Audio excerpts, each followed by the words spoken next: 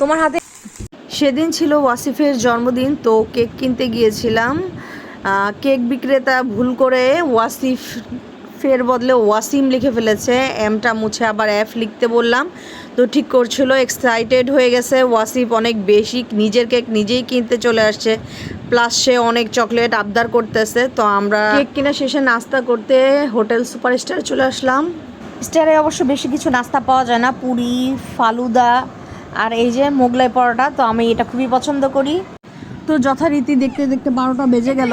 তো 12টা বাজে ওর মামাতো ভাই বোনরা চলে আসছে কেক কাটবো। তো এসি চলতেছিল, কিছুতেই মোমটা ধরতেছিল না। তো ওরা খুব এক্সাইটেড। এরপর একটা অঘটন ঘটে গেল, পুরা রুম ধোয়া ধোয়া, অক্সিজেনের অভাব, আর কি যে একটা কাণ্ড হইলো। এসি বন্ধ করে দ্রুত আমরা সব জানলা দরজা সব খুলে দিয়েছিলাম, নাহলে তো অবস্থা কী হয়তো বুঝতেই পারতেছেন। তো আপনারা কখনোই এরকম এসি ছেড়ে এ ধরনের করার চেষ্টা করবেন না। এই যে এই ধোঁয়াটার জন্য এরকম হয়েছিল।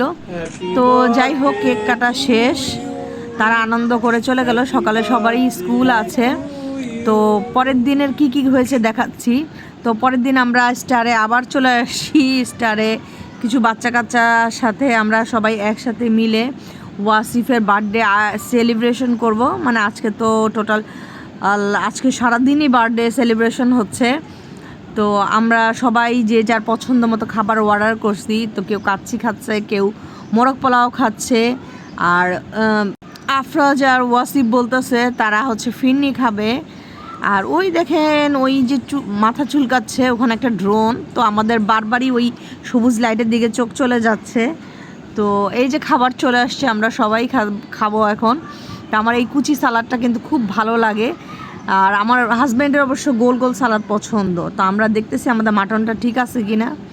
মোটামুটি বেশ ভালোই ছিল খাবারটা। তো আমার কাছে একটু ড্রাই লাগছে, বাট স্টারের খাবার আমি সবসময় খুব ভালোই পছন্দ করি, মানে আমার কাছে খুব ভালো লাগে। তো বাচ্চারা যেটা হয় খাওয়া রেখে শসা নিয়ে খুব ব্যস্ত থাকে। শসা পেলে তারা আসলে অন্য কিছু খেতে চায় না, শসা দিই পেট ভরে ফেলে। আর আমরা বড়রা শসা খাই না, বেশি বেশি ভাত খাই, পোলাও খাই, জানি মোটা হয়ে যাই। আর প্রচণ্ড গরম বাইরে, এসির মধ্যে বসে তো খাচ্ছি, বাইরে এলে বুঝবো মাসের কয়দিন যায়। তো আমাদের ফিরনি চলে আসছে। তো যথারীতি ফিরনির ভিতরে একটা দেখতে পাচ্ছেন নিশ্চয়ই, আমি যেটা দেখাতে চাচ্ছি, কিশমিশ আর জাফরান ছিল। আজ ওয়াসিফের জন্মদিন বলে কথা, এই জন্য রসগোল্লা নিয়ে আসছে। রসগোল্লা খুবই মজা লাগে, স্পঞ্জি হয়ে থাকে।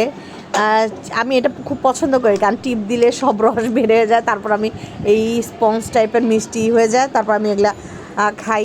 কারণ বেশি মিষ্টি আমি খেতে পারি না। মিষ্টি পছন্দ, কিন্তু বেশি মিষ্টি আমি খেতে পারি না। তো এই যে যাদের পছন্দ তারা তো উঠেই নিতেছে, মানে আমার হাজব্যান্ড সে এই যে রস উঠায় নিচ্ছে খাওয়ার জন্য।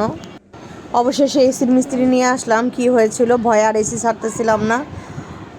এসির মিস্ত্রি এসে এসির সব কিছু ঢাকনা ঢুকটা খুলে ফেললো। আমি তো খুব ভয় পেয়েছি কী হয়েছে না হয়েছে। তারপরে এসি এর ভিতরে দেখা গেল যে সেখানে টিকটিকিতে একটা তার কেটে ফেলছে, বাস এইটুকুই হয়েছে। তো যাই হোক, আমি কিন্তু খুব ভয়েই ছিলাম। তো এর মধ্যে আফরাজ চলে আসছে, কি করে দেখেন আমার দুষ্ট বাবুটা।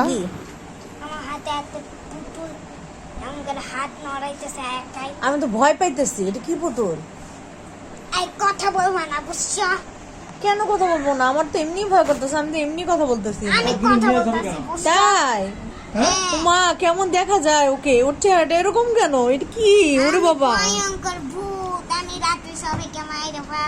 ওরে বাবা রে, আমি অনেক ভয় পাচ্ছি। কি হয়ে গেল? তুমি কি ভয় পাচ্ছ না?